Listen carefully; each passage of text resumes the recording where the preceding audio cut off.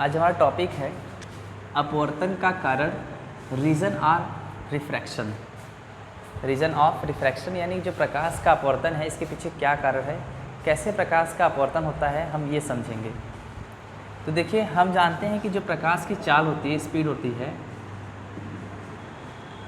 Light of speed, जो प्रकाश की चाल होती है वह विभिन्न माध्यमों में यानी अलग अलग माध्यम में अलग अलग होती हैं, विभिन्न प्रकार से होती हैं। जैसे देखिए, मैं बात करूं, जैसे विरल दो माध्यम होते हैं।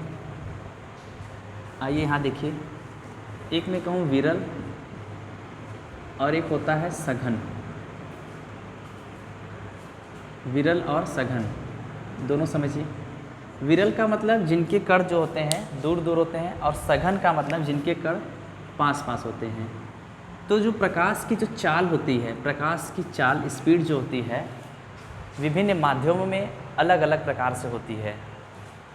विरल में देखा जाए तो प्रकाश की चाल अधिक पाई जाती है, इसमें हमेशा इसकी जो स्पीड होती है लाइट की, इसमें ज़्यादा होती है, अधिक होती है। और सघन में क्या होता है, कम होता है। रीज़न क्या है, विरल में ज़्यादा इसलिए होता है क्योंकि विरल के जो कण होते हैं वो दूर दूर होते हैं, ये दूर दूर होते हैं इसके कण। और सघन में जो होते हैं, सघन का मतलब जिन पदार्थ के कण पास पास हों, नज़दीक हो, पास पास हो।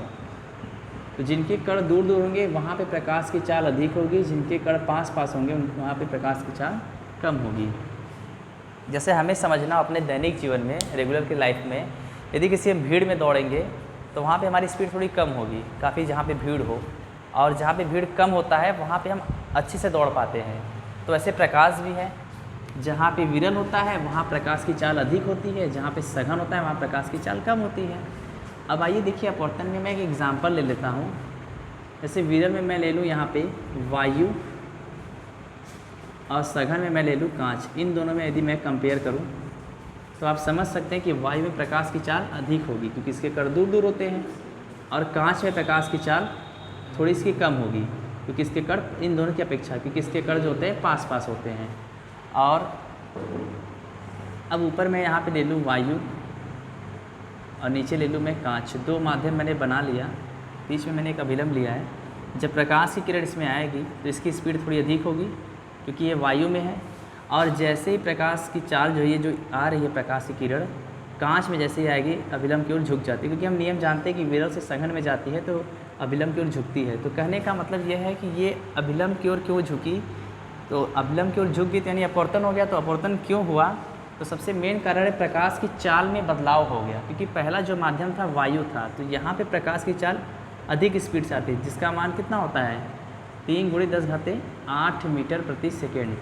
वायु में प्रकाश की चाल इतनी होती है, और कांच में 2 × 10⁸ मीटर प्रति सेकेंड।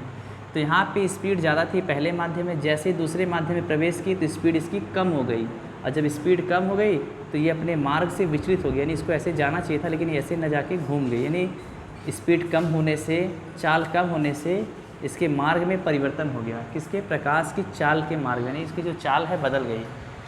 पहले चाल इतनी थी 3 × 10⁸, और इसमें क्या हो गया 2 × 10⁸। तो यानी कि चाल बदलने से उसके चाल में यदि परिवर्तन होता है प्रकाश के, तो वहाँ पे अपवर्तन भी होगा। और यदि हम यहाँ पे दोनों ही वायु ले लें, यहाँ पे भी वायु ले लें, दोनों तरफ एक ही चीज़ रहे, तो एक ही माध्यम हो गया, तो इसमें कोई परिवर्तन नहीं होगा। यानी हमने ये समझा कि जो रीज़न है प्रकाश के अपवर्तन का मेन कारण है चाल। चाल पे डिपेंड करता है, और चाल किस पे डिपेंड करता है, माध्यम पे डिपेंड करता है कि माध्यम कैसा है।